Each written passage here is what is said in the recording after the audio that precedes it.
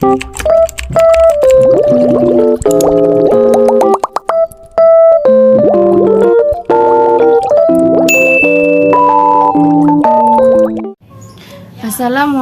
warahmatullahi wabarakatuh. Perkenalkan, nama saya Agustin Merdeka Ningsasi, NIM 211F10042, kelas A1, jurusan Pendidikan Luar Biasa. Di sini saya akan menjelaskan tentang anak yang mempunyai penyakit khusus seperti DBC, kusta, dan sebagainya.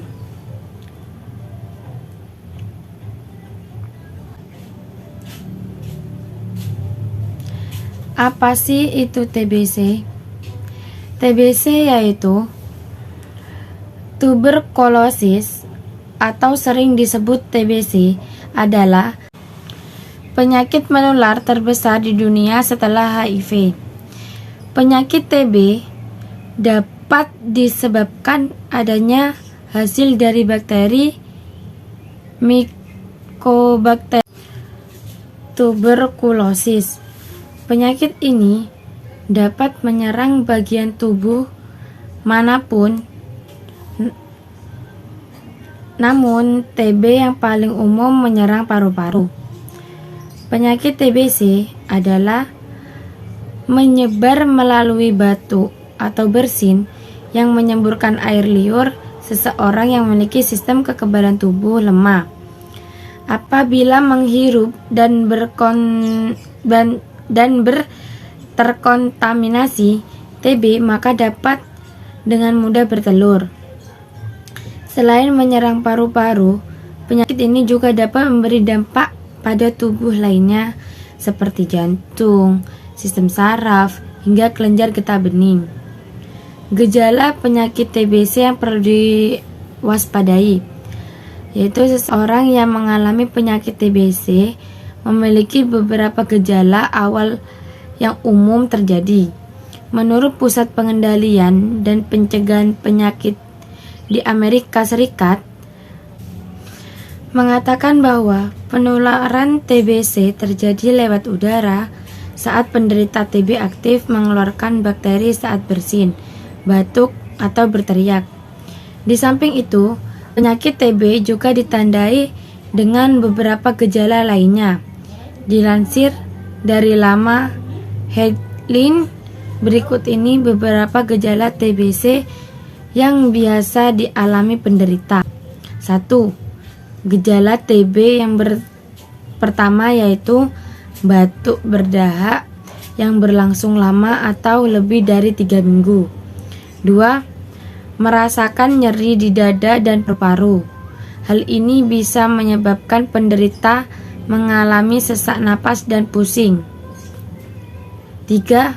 Kehilangan nafsu makan. 4. Tubuh terasa panas dingin. 5. Warna urin berubah. 6. Demam yang sering merasa kelelahan. Penyebab penyakit TBC. Di sini saya akan menjelaskan tentang penyebab penyakit TBC itu apa sih? Penyebab penyakit TBC itu seperti perokok aktif. Biasanya banyak seseorang yang perokoknya itu terlalu aktif atau setiap hari itu menghabiskan rokok 1 pak, 2 pak, 3 pak. Itu tanpa harus memikirkan, oh ya, ini akan menimbulkan penyakit yang sangat serius. 2. Seseorang yang sering atau kecanduan mengonsumsi alkohol. Mungkin pertama kalinya dia diajak oleh temannya untuk mengonsumsi alkohol. Kemudian dia tidak bisa lepas dari minuman-minuman alkohol tersebut karena mereka sudah kecanduan mengonsumsi alkohol. Petugas medis yang 3. Petugas medis yang sering berhubungan dengan penderita. Seperti ada seseorang yang menderita TB langsung dilarikan ke rumah sakit. Nah, sebagaimana petugas medis itu harus melayani penderita tersebut atau merawat, karena itu sudah tugasnya dari petugas medis tersebut. Itu bisa menyebabkan penyakit TBC yang menular. 4. Tinggal di lingkungan yang padat dan kumuh. Tinggal di lingkungan yang padat dan kumuh itu dapat menyebabkan penyakit TBC, karena di sana itu keadaannya itu kotor, tidak baik untuk kesehatan. Nah, di situ akan menimbulkan penyakit TBC. 5. Penderita penyakit ginjal stadium lanjut. Mungkin itu juga bisa menyebabkan penyakit TBC. 6. Seseorang yang memiliki sistem kekebalan tubuh lemah seperti penderita AIDS, kanker, dan diabetes. 7. Kekurangan makanan. Jika tubuh kita kekurangan makanan yang bergizi, itu dapat menyakitkan penyakit TBC. 8. Anak-anak dan lansia. 9. Seseorang yang menggunakan nafsa.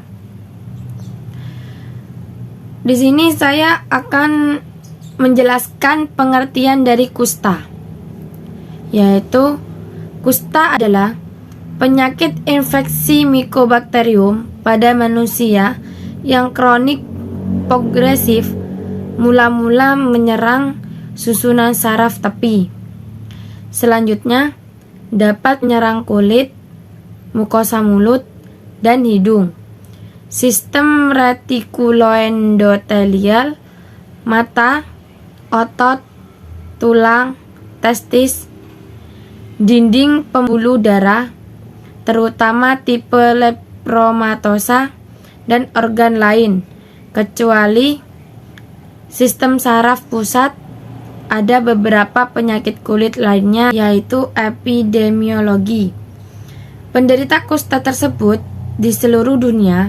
Di Indonesia tercatat 33.739 orang penderita kusta. Di Indonesia merupakan negara ketiga terbanyak penderitanya setelah India dan Brazil dengan prevalensi 1,7 per 10.000 penduduk. Kusta dapat menyerang semua orang. Pria lebih banyak terkena dibandingkan wanita dengan perbandingan 2:1, walaupun pada orang dewasa, karena perbedaan kerentanan dari faktor-faktor kontak, kusta dapat mengenai semua umur, walaupun jarang dijumpai pada umur sangat muda. Kelompok umur terbanyak penderita antara 25-35 tahun, dan kerentanan terhadap kusta sama untuk semua umur, kecuali bayi. Di Indonesia penderita anak di bawah umur 14 sekitar 13%, tetapi anak di bawah umur 1 tahun pada ras maupun geografik, walaupun tidak ada bukti bahwa suatu ras bangsa lebih rentang dibandingkan lainnya. Pada ras kulit hitam, insidensi bentuk tuberkuloid lebih tinggi, sedangkan kulit putih lebih cenderung ke tipe lepromatosa. Kemampuan penderita memperoleh imunitas sebelumnya akan melokalisir penyakit sehingga secara klinis menjadi tuberkuloid, dan apabila respon dalam kejadian dan penyebaran kusta diantaranya iklim, cuaca panas dan lembab, diet, status gizi, patogenitas. Kerentanan penderita merupakan suatu faktor penting. Dua hal yang perlu diperhatikan. Salah satunya yaitu faktor yang membuat seseorang mudah terkena penyakit. 2. Faktor yang pengaruhi tipe penyakit. B. Etiologi. Kuman Penyebabnya adalah Mycobacterium leprae, pleomorfik, lurus, ukuran 1-8 kali 0,2 dikurangi 0,5. Basil ini berbentuk batang gram positif, tidak bergerak dan tidak berpora, tersebar atau dalam berbagai ukuran, bentuk, kelompok, serta berkembang biak perlahan dengan cara binary fission yang membutuhkan waktu 11-13 hari, sehingga menyebabkan masa inkubasi kusta sangat lama, 5-7 tahun, dan semua manifestasi kliniknya menjadi kronik. Mycobacterium leprae adalah basil obligate intraseluler yang terutama berkembang biak dalam sel sekuen, saraf, dan makrofag kulit. Dapat ditemukan di dalam tanah, air, udara, dan pada manusia terdapat pada permukaan kulit, rongga hidung, dan tenggorokan. Basil ini dapat ditemukan dalam folikel rambut, kelenjar keringat, skirt dan kumosa hidung, serta daerah erosi atau ulkus pada penderita tipe borderline dan lepromatosa. Untuk kriteria identifikasi, ada 5 sifat khas Mycobacterium leprae, yaitu Mycobacterium leprae merupakan parasit intraseluler obligate yang tidak dapat dibiakkan secara in vitro pada media buatan, walaupun dapat diinokulasi pada binatang percobaan. Sifat tahan asam Mycobacterium leprae dapat diekstraksi oleh piridin.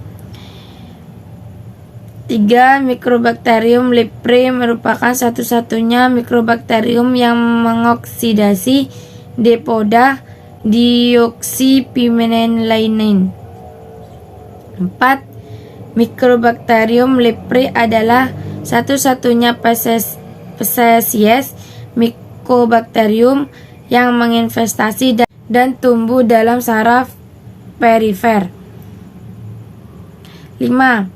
Ekstrak terlarut dan preparat Mycobacterium leprae mengandung komponen antigenik stabil dengan aktivitas imunologis yang khas, yaitu uji kulit positif pada penderita tuberkuloid dan negatif pada penderita lepromatosa.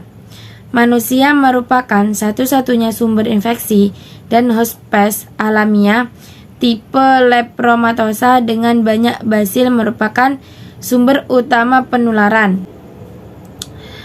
Saya akan menjelaskan tentang faktor yang mempengaruhi timbulnya penyakit dan cara penularan, yaitu penyakit kusta banyak terjadi pada negara-negara berkembang dan faktor sosioekonomi yang rendah di lingkungannya yang kurang memenuhi kebersihan dan faktor yang genetik berperan penting dalam penularan karena penyakit ini tidak diturunkan pada bayi yang dikandung ibu kusta. Ada 3 faktor yang berperan dalam proses penularan antara lain. 1. Jalan keluar dari penderita, port of exit, terutama melalui sekresi lendir hidung, paling banyak ulkus, air su ibu, dan usapan vagina. 2. Cara penularan sendiri melalui kontak langsung antara kulit yang lama dan erat, percikan udara secara inhalasi, sebab Mycobacterium leprae masih dapat hidup beberapa hari dalam droplet melalui traktus gastrointestinalis. vektor atau nyamuk, Microbacterium leprae yang hidup bebas di udara. 3. Pintu masuk kuman, port of entry, yang paling mungkin adalah Tractus respiratorius, dapat juga masuk melalui kulit. Kuman mencapai permukaan kulit melalui folikel rambut, keringat, dan air susu ibu, jarang dalam urin. Diagnosis penyakit kusta dapat ditegakkan dengan pemeriksaan klinis dan pemeriksaan bakteriologis. Hanya pada kasus-kasus tertentu memerlukan pemeriksaan tambahan. Terdapat tanda-tanda kardinal penyakit kusta, yaitu 1. Anestesia dapat terjadi pada masing-masing lesi kulit atau pada kulit daerah inervasi saraf yang terkena. Tes sensibilitas kulit seperti tes untuk temperatur, rasa nyeri, dan sentuhan ringan harus dikerjakan pada semua penderita untuk mengetahui adanya anestesi. 2. Lesi-lesi kulit, infiltrat makula, papula, nodulus, dan lainnya. Timbul tidak diketahui, kadang akut tanpa rasa gatal, tetapi dengan anestesi berlangsungnya lambat bertahun-tahun. 3. Penebalan saraf perifer setempat. Neuritis karena kusta sering menyebabkan penebalan atau pembesaran saraf, pemadatan, dan perubahan bentuk. Ini disertai dengan kelemahan otot yang diinervasi serabut saraf tersebut. Selain dapat terjadi atrofi maupun anhidrosis, penebalan saraf paling sering terlihat pada nauricularis magnus, ulnaris, medianus, enadialis, tibialis, posterior, dan peroneus. 4. Ditemukannya Microbacterium leprae bakteriologis positif. Ditemukannya hasil tahan asam, terutama pada tipe lepromatosa dan borderline. Diagnosis penyakit kusta dapat ditegakkan jika dijumpai paling sedikit 2 dari 3 tanda kardinal pertama, dan diagnosis akan semakin kuat jika ditambah tanda yang keempat. Reaksi kusta. Definisi reaksi kusta. Episode akut dari penyakit kusta dengan gejala konstitusi, aktivasi, dan atau timbul efloresensi baru di kulit. Klarifikasi reaksi kusta. Erythema nodosum leprosum umumnya terjadi pada kusta tipe BL atau LL. Yang berperan penting adalah sistem imunologis humoral, gejala konstitusional berupa demam, menggigil, mual, nyeri sendi, sakit pada saraf dan otot. Pada kulit timbul reaksi pembalikan, reaksi reversal, reaksi upgrading. Umumnya pada kusta tipe BT, BB, dan BL. Yang berperan penting adalah sistem imunologis seluler, gejala konstitusi lebih ringan dari INL. Gejala kulit lesi-lesi kusta menjadi lebih banyak dan lebih aktif secara mendadak, tidak timbul nodus, dan kadang ada jejak neuritis. Penatalaksanaan reaksi kusta. Erythema nodosum leprosum (ENL). Antipiretik, analgetik, paracetamol atau metampiroan 4x500 mg. Kortikosteroid prednison dosis awal 20-4 mg per hari dalam 4 dosis. Clofazimin 300 mg per hari. obat anti kusta lain diteruskan, reaksi pembalikan, reaksi reversal, reaksi upgrading. Bila timbul neuritis, berikan kortikosteroid prednison 30-60 mg per hari, analgetik dan antipiretik jika perlu. Obat kusta yang lain diteruskan. Kesimpulan dari penjelasan tersebut yaitu, jadi penyakit TBC dapat menyerang bagian tubuh manapun, namun yang paling umum menyerang paru-paru. Penyakit TBC menyebar melalui batuk atau bersin yang menyemburkan air liur, dan sedangkan penyakit kusta adalah penyakit infeksi mikrobakterium pada manusia yang kronik, progresif, mula-mula menyerang susunan saraf tepi. Selanjutnya, dapat menyerang kulit, mukosa, mulut, dan hidung, sistem retikuloid.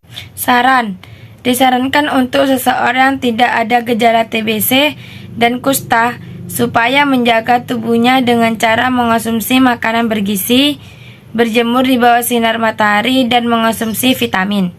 Sekian dari penjelasan saya. Mohon maaf jika ada salah kata. Terima kasih. Assalamualaikum warahmatullahi wabarakatuh.